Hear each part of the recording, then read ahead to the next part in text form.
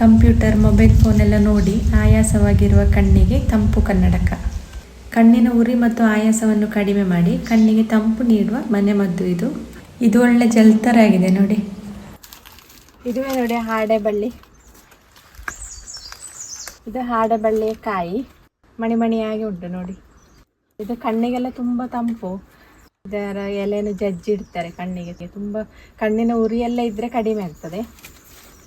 ಹಾಡೆಬಳ್ಳಿಯ ಎಲೆ ಈ ಥರ ಇರ್ತದೆ ನೋಡಿ. ಹಾಗೆ ಈ ಎಲೆಯ ರಸ ತೆಗೆದು ಕೂದಲಿಗೆ ಕೂಡ ಹಚ್ಚುತ್ತಾರೆ. ಒಳ್ಳೆಯ ಒಂದು ಕಂಡೀಷ್ನರ್ ಥರ ವರ್ಕ್ ಆಗ್ತದೆ ಇದರ ರಸ. ತಲೆಗೆ ತುಂಬ ತಂಪು, ಹಾಗೆ ಕೂದಲು ಬೆಳೆಯುವುದಕ್ಕೆ ಕೂಡ ಒಳ್ಳೆಯದಿದು ನೋಡಿ. ಇದು ಹಾಡೆಬಳ್ಳಿಯಲ್ಲಿ ಆಗುವ ಕಾಯಿ. ಈ ಥರ ದ್ರಾಕ್ಷಿ ಗೊಂಚಲಿನಾಗಿರ್ತದೆ ಮಣಿಮಣಿಯಾಗಿ. ಇದು ಎಳತ್ತಿರುವಾಗ ಹೀಗಿರ್ತದೆ, ಇದು ಬೆಳೆಯುವಾಗ ಬಿಳಿ ಬಣ್ಣ ಆಗ್ತದೆ.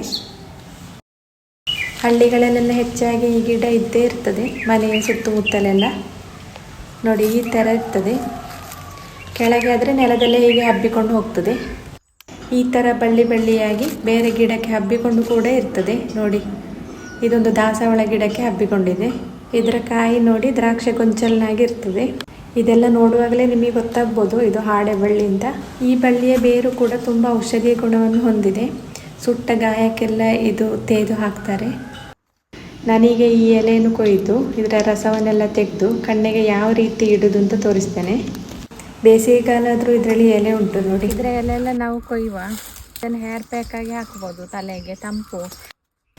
ಇದೆಲ್ಲಾದರೂ ನಿಮ್ಮ ಮನೆ ಸುತ್ತಮುತ್ತಲೆಲ್ಲಾದರೂ ಇದ್ದರೆ ಇದನ್ನು ಬಿಡಬೇಡಿ, ಉಪಯೋಗಪಡಿಸಿಕೊಳ್ಳಿ ನೋಡಿ. ನಾನು ಇಷ್ಟು ಎಲೆ ಕೊಯ್ದೆ. ಇನ್ನು ಇದನ್ನು ಚೆಂದ ಒಮ್ಮೆ ತೊಳಿವ. ಎಲೆಯ ಮೇಲೆ ಧೂಳೆಲ್ಲ ಇರ್ತದಲ್ಲ, ಅದೆಲ್ಲ ಹೋಗಲಿ. ಹಾಗೆ ಒಮ್ಮೆ ಚೆಂದ ತೊಳಿವ. ತೊಳ್ಕೊಂಡು ಗಿವಿಚ್ಬೇಕು.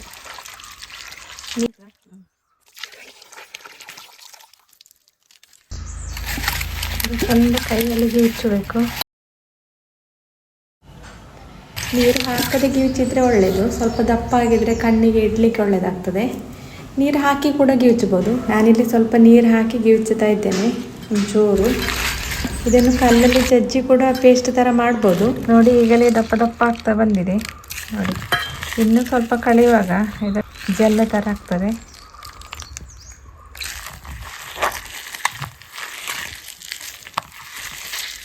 ಈ ಥರ ಈಗಲೇ ಗಟ್ಟಿಯಾಗಿದೆ, ಜೆಲ್ ಥರ ಆಗಿದೆ. ಇನ್ನೂ ಗಟ್ಟಿ ಆಗ್ತದೆ ಇದು. ನಾನೀಗ ಇದನ್ನು ಚೆಂದಾಗಿ ಗಿವಿಚ್ಚಿ ಇದರ ಎಲೆ ಎಲ್ಲ ತೆಗೆದು ಬೇರೊಂದು ಪ್ಲೇಟಿಗೆ ಹಾಕಿಡ್ತಾ ಇದ್ದೇನೆ ನೋಡಿ. ಈ ಥರ ಆಗಿದೆ ಈಗಲೇ. ಇನ್ನು ಸ್ವಲ್ಪ ಕಳೆಯುವಾಗ ಇನ್ನೂ ಗಟ್ಟಿ ಆಗ್ತದೆ. ನಾವು ಕಣ್ಣಿಗೆ ಇಡೋದಾದರೆ ಈ ಥರ ಎಲೆ ಎಲ್ಲ ಇದ್ದರೂ ತೊಂದರೆ ಏನಿಲ್ಲ, ಹಾಗೆ ಗಟ್ಟಿಯಾಗಿ ಇಡ್ಬೋದು. ತಲೆ ಕೂದಲಿಗೆ ಹಾಕೋದಾದರೆ ಈ ಥರ ಜೆಲ್ ಥರ ಮಾಡಿದರೆ ಒಳ್ಳೆಯದು. ಇಲ್ಲದಿದ್ದರೆ ಎಲೆ ಎಲ್ಲ ಕೂದಲಿಗೆ ಸಿಗ್ಬೋದು. ಹಾಗಾಗಿ ಇದು ಸ್ವಲ್ಪ ಕಳೆಯುವಾಗ ನೋಡಿ ಈ ಥರ ಗಟ್ಟಿ ಆಗ್ತದೆ. ಇದನ್ನೀಗ ನಾವು ಕಟ್ ಮಾಡಿ ಕಣ್ಣಿಗೆಲ್ಲ ಇಡ್ಬೋದು. ನಾನು ಕಣ್ಣಿಗೆ ಇಟ್ಟು ತೋರಿಸ್ತೇನೆ. ಈಗ ನಾನು ಕೂದಲಿಗೆ ಹಾಕೋದಿಲ್ಲ, ಕಣ್ಣಿಗೆ ಮಾತ್ರ ಇಡೋದು ನೋಡಿ. ಕೈಗೆಲ್ಲ ಅಷ್ಟು ಅಂಟೋದಿಲ್ಲ, ಜೆಲ್ ಥರ ಆಗಿದೆ. ಇದನ್ನು ನಾನು ಕಣ್ಣಿಗೆ ಇಟ್ಟು ತೋರಿಸ್ತೇನೆ. ಕಣ್ಣು ಮುಚ್ಚಿ ಕಣ್ಣಿನ ಮೇಲ್ಭಾಗಕ್ಕೆ ಹೀಗೆ ಇಡಬೇಕು ನೋಡಿ. ಇದನ್ನು ನನಗೆ ಕಣ್ಣಿನ ಮೇಲೆ ಇಟ್ಟಿದ್ದೇನೆ. ತುಂಬ ತಂಪಾಗ್ತಾ ಉಂಟು ಕಣ್ಣು. ಒಂದು 20 ನಿಮಿಷ ಎಲ್ಲ ಇಡ್ಬೋದು. ನೀವು ಕಂಪ್ಯೂಟರಲ್ಲೆಲ್ಲ ವರ್ಕ್ ಮಾಡೋರಾಗಿದ್ದರೆ ಈ ಥರ ಇಡಿ. ಈ ಥರ ಹಾಡೆ ಸೊಪ್ಪಿನ ರಸವನ್ನು ತೆಗೆದು ಕಣ್ಣಿಗೆ ಇಡಿ. ತುಂಬ ತಂಪು, ರಿಲ್ಯಾಕ್ಸ್ ಆಗ್ತದೆ. ಕಣ್ಣಿನ ಉರಿ, ಆಯಾಸ ಎಲ್ಲ ಕಡಿಮೆ ಆಗ್ತದೆ. ಬೇಸಿಗೆಯಲ್ಲೆಲ್ಲ ತುಂಬ ಒಳ್ಳೆಯದಿದು. ಬಾಕಿ ಉಳಿದದನ್ನು ಕೂದಲಿಗೆ ಹಚ್ಬೋದು. ಒಳ್ಳೆಯದು ಕಂಡೀಷ್ನರ್ ಥರ ವರ್ಕ್ ಆಗ್ತದೆ ಅದು. ಇವತ್ತಿನ ವಿಡಿಯೋ ಇಲ್ಲಿಗೆ ಮುಗಿಸ್ತಾ ಇದ್ದೇನೆ. ವಿಡಿಯೋ ಇಷ್ಟ ಆದರೆ, ವಿಡಿಯೋ ಯೂಸ್ಫುಲ್ ಅಂತ ಅನ್ನಿಸಿದರೆ ಒಂದು ಲೈಕ್ ಕೊಡೋದನ್ನು ಮರಿಬೇಡಿ.